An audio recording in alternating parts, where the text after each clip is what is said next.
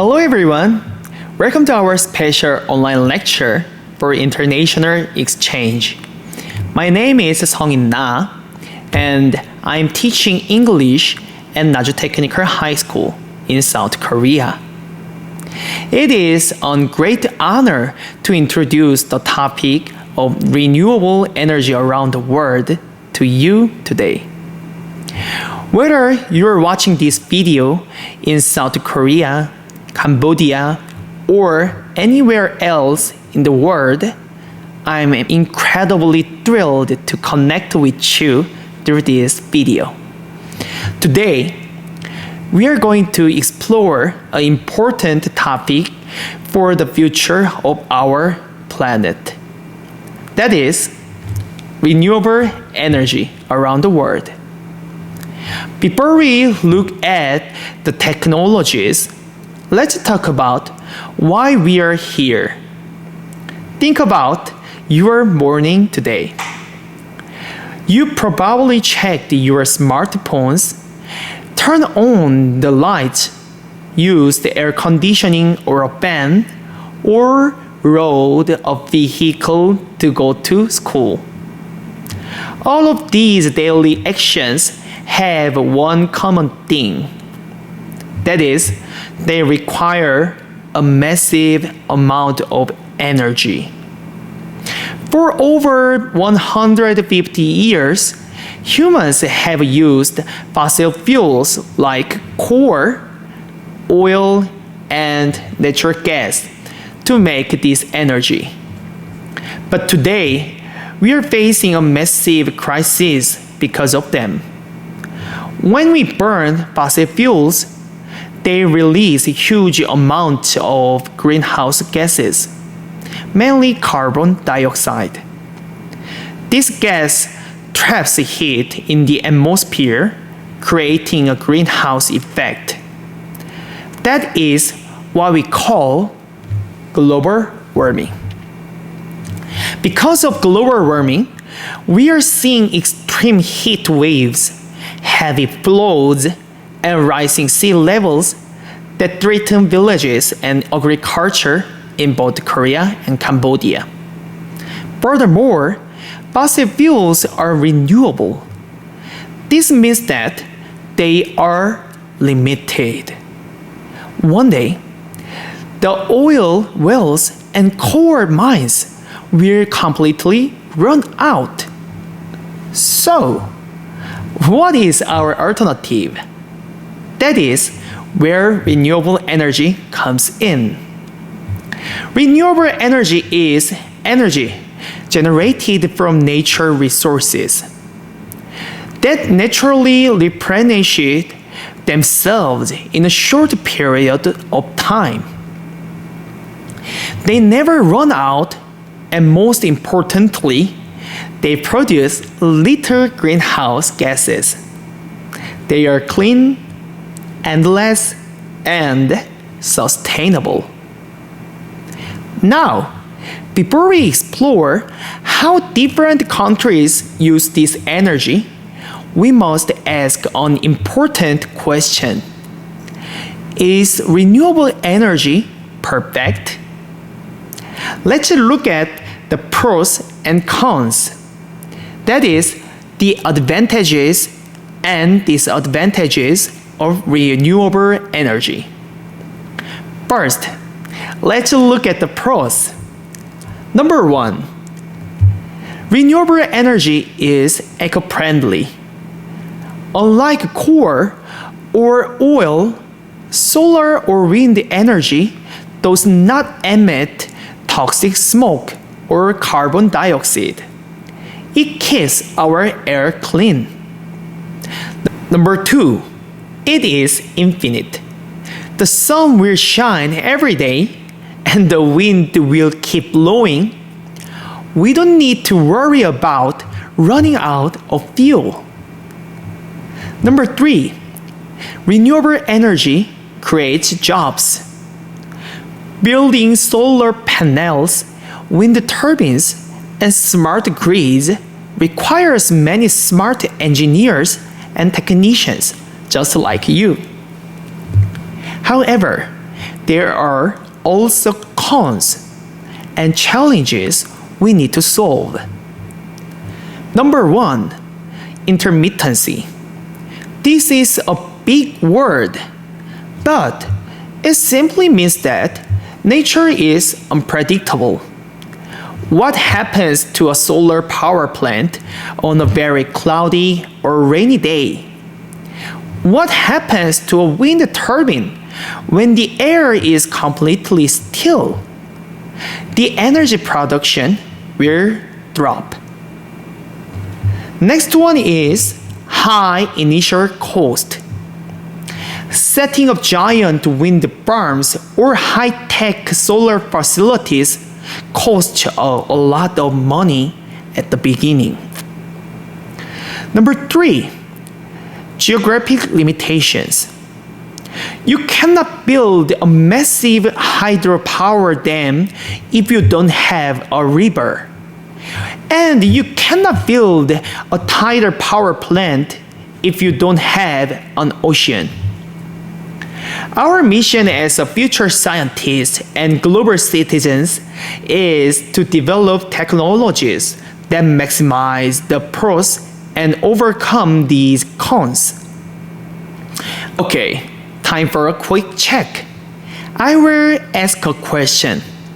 Please pause this video for 10 seconds and think about the answer. Question: renewable energy is bad for the environment because it makes a lot of dirty gas. Is this true or false? Pause video for 10 seconds. The answer is false. Renewable energy is very good for the environment because it makes no dirty gas. Great job if you got it right. Then, from now on, let's travel around the world. The first stop is South Korea. South Korea is a peninsula. This means that Korea is surrounded by the ocean on 3 sides. So, Korea uses the ocean water. Look at the west coast of Korea. This is a place called the Shinhwa Lake Tidal Power Station.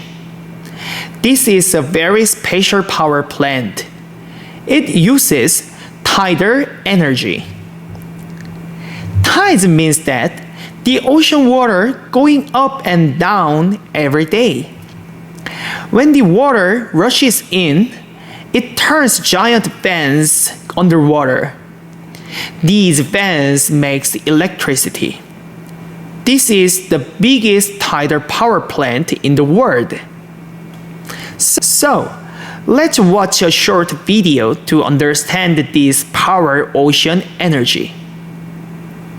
The new government in South Korea wants to reduce the country's reliance on nuclear power and fossil fuels, as evidenced by its permanent shutdown of its oldest nuclear reactor this week.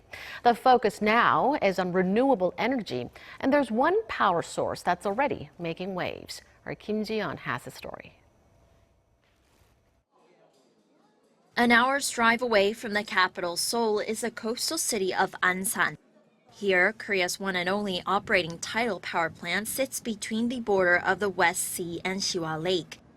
Utilizing seawater stored inside a tidal embankment built at the mouth of the lake, the facility generates and stores electricity through its 10 turbines, operating 365 days a year.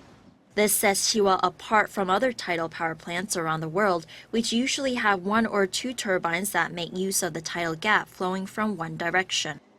This tidal power plant produces up to 552 gigawatt-hour of electricity a year, and that's equivalent to the annual amount used by 200,000 households. Construction for the plant began in 2005 using a seawall set up in 1994 for flood control as part of the country's 1987 Thailand Reclamation Project to create a freshwater lake for agricultural purposes. But in 2000, this plan was scrapped due to deteriorating water quality, and the government had to repurpose the embankment, eventually leading to tidal power plant operations in 2011. Contrary to previous concerns that the turbines would harm the surrounding environment, efforts by Korea Water Resources Corporation helped restore the area. It's now home to more than 145 bird species and a tourist site attracting more than 1.4 million visitors a year. And it's not just the scenery that makes this plant so special. The amount of electricity produced by the 10 turbines can replace some 860,000 barrels of fossil fuel used in a year. This means the plant is contributing to the reduction of more than 310,000 tons of carbon dioxide emissions annually. The plant is undeniably a benchmark for green energy production, but that doesn't mean adding additional plants is an easy option. Potential sites have to undergo intense environmental studies that could take years, not to mention the minimum requirement for tide levels to generate power. Kim Ji-yeon, Arirang News. The power of the ocean is beautiful, right? Now, let's visit my city, Naju. Naju is very famous in Korea. It is the energy capital of South Korea. The largest electric company, KEPCO, is here. And a top of energy university, Kentech, is also here.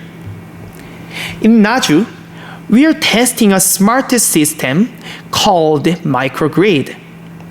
Then, what is a microgrid? It is a self-sufficient energy town.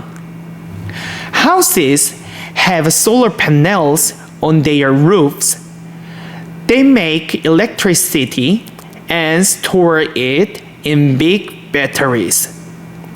The town uses its own power without relying on big, far-away power plant. But Naju is studying an even bigger dream. It is called nuclear fusion. Scientists call this technology as artificial sun.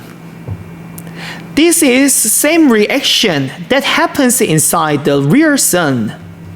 It combines hydrogen atoms to make a huge amount of heat and electricity. It makes no carbon gas. It makes no dangerous radioactive waves. It is 100% safe and clean. Naju is working very hard to build this artificial sun for the future of the world. Next, let's travel to beautiful Cambodia. Cambodia has an amazing natural environment. It has two superpowers for green energy. First one is strong sunlight, and next one is rich water. When river water moves fast, it falls down and turns big machines. This makes a lot of clean electricity. Hydropower is the #1 renewable energy in Cambodia. Second, Cambodia uses solar power. Cambodia gets beautiful, bright sunlight all year round. Many families use solar home systems. These are small solar panels put on house roofs. They are very popular in small villages and floating villages on the Tonle Sap Lake. Thanks to solar power, families have bright lights at night.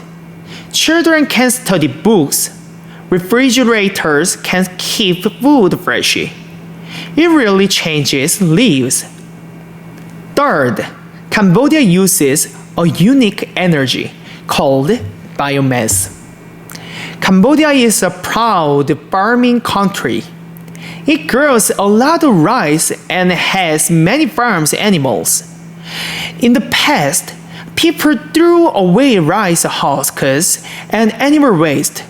But now, Cambodia turns waste into energy. Farms burn rice husks cleanly to make electricity, or they use animal waste to make gas for cooking. This is a beautiful way to clean the environment and make energy at the same time. Let's watch a video to see how green energy helps Cambodia. អត់ដែលស្គាល់ថាកណ្ដៅថ្ងៃនៅបូមទឹកបានខ្ញុំមិនឆ្ងល់ធ្លាប់តែបូមម៉ាស៊ីនជឿបឲ្យរួចមកសាកទៅថ្ងៃរេះឡើងដើរទៅមើលទឹកពេញស្រែល្ងាចឡើងបាត់ខ្លួនវិញទៅបាត់យីស្រួល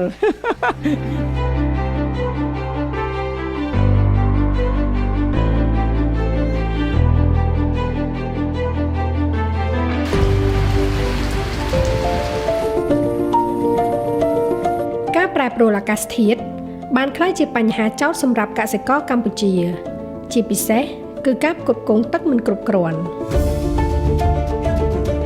ដោយហេតុថាកសិករមិនអាចបន្តពឹងផ្អែកតែលើទឹកភ្លៀងសម្រាប់របរកសិកម្មបណ្ដាលឲ្យការចំណាយលើថ្លៃដើមផលិតកម្មកាន់តែកើនឡើងខ្ពស់ពួកគាត់ត្រូវប្រើមធ្យោបាយនានាក្នុងការទាញយកទឹកដែលភាគច្រើនគឺប្រើប្រាស់ម៉ាស៊ីនបូមទឹកដំណើរការដោយសាំងឬម៉ាស៊ូតឬការប្រើប្រាស់ម៉ូទ័រអគ្គិសនីបូមទឹកយកមកប្រើប្រាស់ប្រើម៉ាស៊ីនវាមានផលម្ដាត្រង់ម៉ាស៊ីនខូចពិបាកទៅរកជាងសើជាងអត់នៅស្វេតណាំមួយថ្ងៃទៅបានភ្លើងរឹតមកខ្ញុំប្រើម៉ូទ័រអាប់លិចទៅបាក់ចំណុចទី1វាដាច់ភ្លើងចំណុចទី2វាអស់លុយច្រើនខ្ញុំមកហ៊ានពង្រីកអុយវាលស្រែធំអុយអត់ហ៊ានទេព្រោះវាអស់ទុយទៅវាអត់បានចំណេញ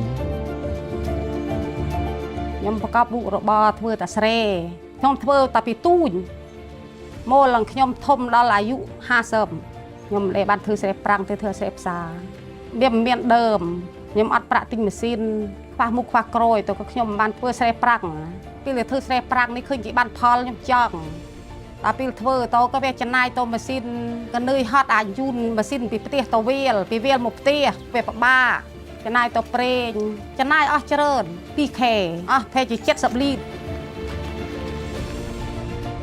ខែប្រាំងវាអត់សូវមានភ្លៀងក្នុងមរដូវមហាត់អស់3កានយ៉ាតិចបើម៉ាស៊ីនចាស់ងាកខូចណាមួយអាចជួសជុលណាមួយអាខាតថវិកាហើយវាខាតទាំងអាពេលវេលាដែលយើងបង្កើនផលទៅទៀតហើយបើសិនជាដូចផ្ទះសិលាតែដាក់បានអញ្ចឹងបិទបើកទៅអត់មានពិបាកអីទេ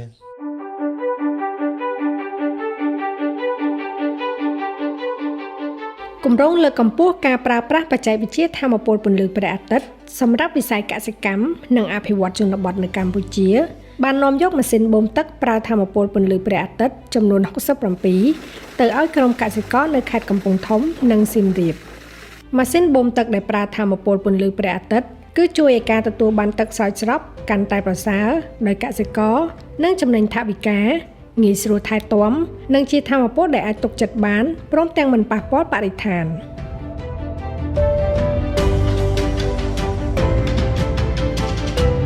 ពេលដែល UNDP ផ្ដល់ឲ្យហ្នឹងឃើញគាត់បូមដាក់ចំការតំណាំរបស់គាត់ហ្នឹងឃើញថាគាត់ដំណើរការល្អហើយអត់ចំណាយថវិកាក្នុងការប្រើប្រេងសាំងអញ្ចឹងខ្ញុំសប្បាយចិត្តដោយសារអីពួកគាត់បដូរអេយ៉ាបតអញ្ចឹងណាពីមុនគាត់អត់សូវជឿជាក់ថាខ្លាយវាដាំអត់បានជោគជ័យខ្លាយអត់ធ្វើអត់បានបូមទឹកអត់បានអញ្ចឹងទៅដល់ទៅពេលស្រាប់តែយើងដាក់អានឹងឲ្យគាត់ទៅគាត់សារលបងទៅស្រាប់តែគាត់មិនត្រឹមតែដាំបានហើយគាត់ពង្រីកការដាំរបស់គាត់ទៀត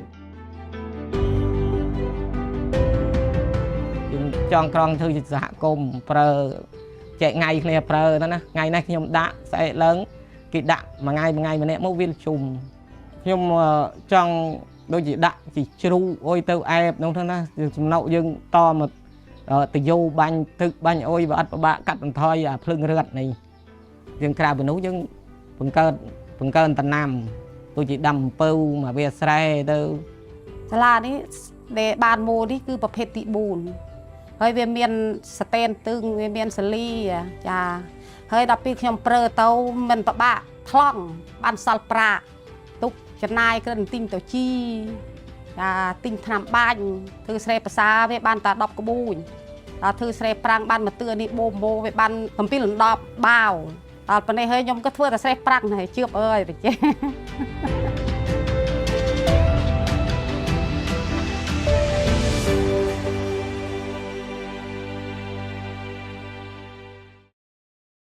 It is wonderful to see how renewable energy brings bright smiles to Cambodia communities. To finish our trip, let's look at the two more amazing countries. First, look at Iceland in Europe. Iceland is a very cold place with lots of ice. But deep underground, it is boiling hot. It has many volcanoes and hot springs. Iceland uses geothermal energy. Geo means earth and thermal means heat. They drill holes deep into the ground to capture hot volcanic steam. This steam turns turbines to make electricity. They also use the hot water to heat houses and grow fruits in big greenhouses during the winter. Let's watch a short animation about this power.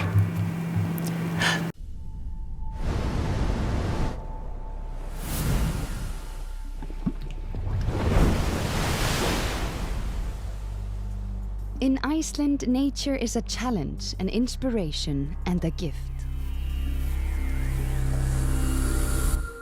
Our hydroelectric and geothermal power stations supply over 82% of Iceland's primary energy needs, and 100% of our house heating comes from renewable sources. Iceland is truly the land of renewable energy. Geothermal energy is one of the most important bases of quality of life and economic growth in Iceland. In the beginning of last century, we started building infrastructure in order to use the energy for heating of our houses. Within decades, Iceland had abandoned coal, public health had improved, and economic development accelerated, making Iceland one of the most advanced societies in the world. Since 1967, we have harvested geothermal energy for electrical production too. Today, 30% of our electricity is generated geothermally. In this time, we have acquired valuable expertise and experience that allows us to use our resources sustainably. No country in the world has so extensively used geothermal energy over the years, developing a cascaded approach to the utilization of geothermal energy. Utilizing geothermal for power generation, direct use, so for heating applications, bathing, industrial applications, food production, and so much more. And the cascaded use of geothermal energy, utilizing high temperature down to low temperatures, has been a tremendous contribution to the economy of Iceland. Icelandic companies and experts have helped develop multiple geothermal projects all over the world. Icelandic consultants are involved in all stages: research, design, construction, and resource management. And the different actors in the field have years of experience working together. With the extensive know-how and experience gained in developing geothermal projects in Iceland, Icelandic companies can contribute greatly to the support of development worldwide. Icelanders are a nation sculpted by the elements. We know that a healthy relationship with nature is everything. Let us help you give back to the environment.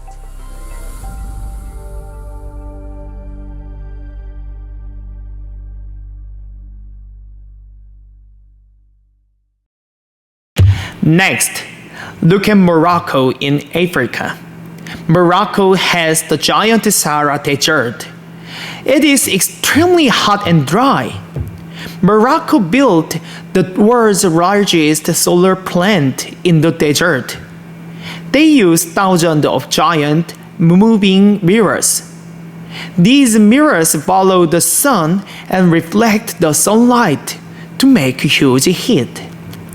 This heat makes steam, and the steam makes electricity.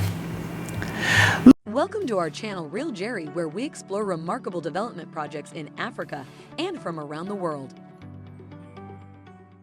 In today's video, we take you on a journey to the Ouarzazate solar power plant in Morocco, a shining example of how renewable energy can meet the growing demand for electricity while protecting the environment. Join us as we delve into the design, construction, operation, and impact of this monumental solar power plant. Here we are at the Ouarzazate solar power plant, also known as Noor Power Station, located in the Dra Tafalat region of Morocco. Spanning an area of 2,500 hectares, the Ouarzazate solar power plant is the largest concentrated solar power CSP plant in the world. It consists of 4 phases: Noor 1, Noor 2, Noor 3, and the upcoming Noor 4. Noor 1, completed in 2015, has an installed capacity of 160 megawatts. It utilizes 500,000 cylindro-parabolic mirrors to reflect sunlight onto a heat transfer fluid. This fluid reaches temperatures of up to 393 degrees Celsius, generating steam that drives a turbine connected to a generator. Noor 2, commissioned in 2018, boasts an installed capacity of 200 megawatts. It employs the same technology as Noor 1, but with larger mirrors and a higher heat transfer fluid temperature of 430 degrees Celsius. Noor 2 also features a larger molten salt storage capacity, enabling it to produce electricity for up to 8 hours after sunset or during cloudy periods. Noor 3, commissioned in 2019, takes a different approach with its solar power tower technology. With 7,400 mirrors reflecting sunlight onto a receiver atop an 820-foot high tower, Noor 3 heats up molten salt to 565 degrees Celsius. This molten salt is then used to generate steam and electricity, similar to Noor 1 and 2. Noor 4, planned for completion in 2023, will have an installed capacity of 72 megawatts. It will utilize photovoltaic panels to directly convert sunlight into electricity without any intermediate steps, making it the smallest and most cost-effective phase of the project. The construction of the Ouarzazate solar power plant began in 2013 and involved collaboration between national and international partners.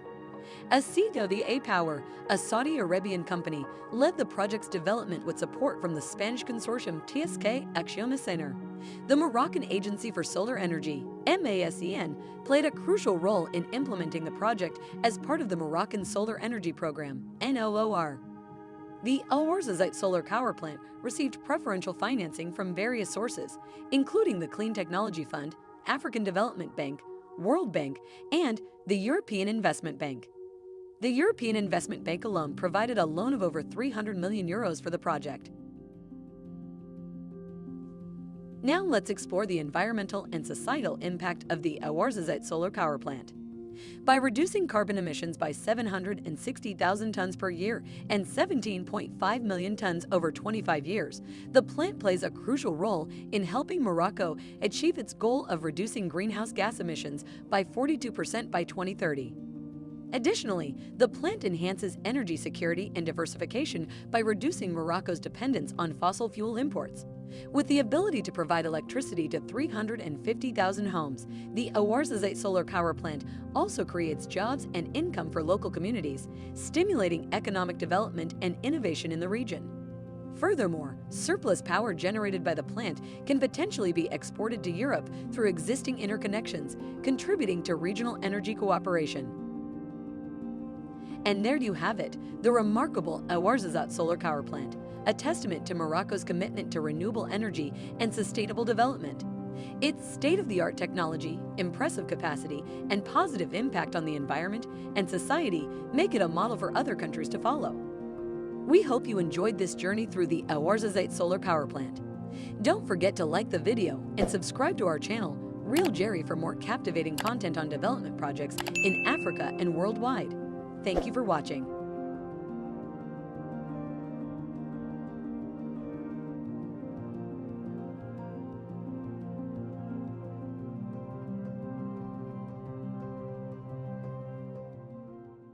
So far, we have learned how clever humans are. Every country uses different types of energy based on their nature. Korea uses the ocean, Naju studies the sun core, Cambodia uses rivers and farms, and Iceland uses volcanoes, and lastly, Morocco uses the desert. Today, we learned that we all share the same sky and the same planet Earth. We must work together for a clean and green future. Before we finish, here is your online mission. Please check the question on the screen. Which renewable energy technology from today's class was the most interesting to you and why? Please write a short answer in simple English. You can do this in two ways. Write a comment directly below this video or upload your writing to our online homework board. Let's look at some examples. First, I like Naju's artificial sun technology because it is very futuristic and cool. Second, I like Cambodia's biomass energy because it turns farm waste into clean cooking gas. I will read every single comment, so please share your great ideas. Thank you for watching today's lecture. Let's study hard and save our Earth together. See you in the next video. Goodbye and have a wonderful day.